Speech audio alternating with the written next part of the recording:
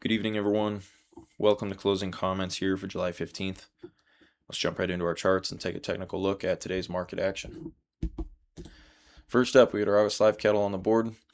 We continue to see some selling pressure here across this live cattle market. Prices undercutting 230 briefly today, as we did see some follow-through selling pressure below 234 that we started yesterday. This market continued to push lower here. Technically speaking, we broke down below these range lows, which opens the door to some more selling pressure from those bears. Look for this market to continue bleeding down here into the mid 220s. We do have a big wide zone here where we did find support back in the month of March. We'll have to wait and see how this market responds once we get down in here, but we should see those bulls try and offer some support in the mid 220s. In the meantime, we could see some follow through selling pressure here that we started off to begin the week. Look for this thing to continue to bleed back down here into the 220s. Slow play this thing, be patient here. This market should find its footing, but we don't need to be stepping in front of this thing at the moment. Wait for this market to stabilize a little bit here and find some good support here before we jump back into this thing. This market should try and find its footing down here in the 220s, so we'll just have to be patient here and see how this market acts in the next couple days. But so far here, we still have these bears in control, and we should see those sellers continue to press down here below 230. Next up, we got our August feeders on the board. Feeder market was a little bit stronger than that live cattle market today. Prices just hanging steady here right around 350.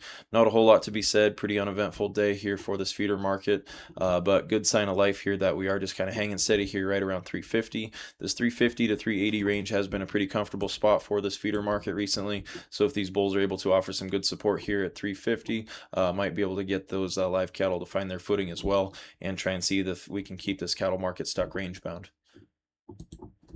Next up, we got our December corn futures on the board. Nice snapback rally here today. Prices pushing back up there towards 470 into the late part of the day. This market just continues to see some nice back and forth action here between about 450 and 470. Like we've discussed in the last couple of days, it's pretty similar action to what we've seen over the last year here, besides this big breakout we saw early in the spring. But we expect to see this corn market remain pretty sticky here between about 4.5 and 470. Next up, crude prices bouncing back. It's continuing to balance out here in this crude market. Prices hanging steady just here below that 50-day moving average. This market has seen a nice little rally off these oversold levels, briefly undercutting 70 over the last couple of weeks. This market getting a little boost from the news here and just a little bit of an oversold rally. We still expect to see these sellers come back into this market and keep driving this thing back down here towards 70 bucks where this crude market likes to be. Look for this market to just kind of dance around here in the low 80s. Sellers are going to continue to attack this thing and try and drive this market lower. Any sort of breakouts back here above 86 and our multiple moving averages we've got lining up here at around 82 bucks could signal some more upside, but at the moment we got plenty of supply overhead. Look for these sellers to keep the pressure on this market and see this thing eventually start to tip back down here towards 70 bucks.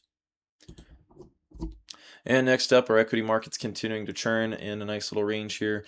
The S&P continuing to put pressure up here on our bull pivot at 76.28, which was last week's high. A lot of highs here and higher lows coming to a point here right around these all-time highs on the S&P. The Nasdaq continues to churn here around its major averages. The Dow is continuing to find support above that 20 here, so good relative strength in this Dow index. A lot of mixed action here so far, but a lot of these tech names are starting to find their footing. Good action from Nvidia back above its major averages, Apple pushing into new all-time highs. Meanwhile, Microsoft, Amazon, Google, and Broadcom all building some decent bases here. We got some relative highs here, new monthly highs that we're all knocking on the door on. So if we see a lot of these big pieces of the puzzle start to break out above those monthly highs, we should see these indexes start to follow.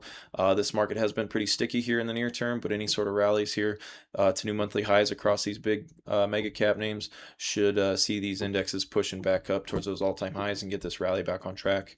Still a good environment here. We continue to see good strength in certain areas. Some of those leaders are starting to fall off, but we are seeing good money rotation here. So look for this market to keep on pushing higher. Still got a nice healthy environment for this market, and we should see these indexes get back into gear here soon. That's all we got for tonight. Thank you everyone for tuning in. Catch you guys tomorrow.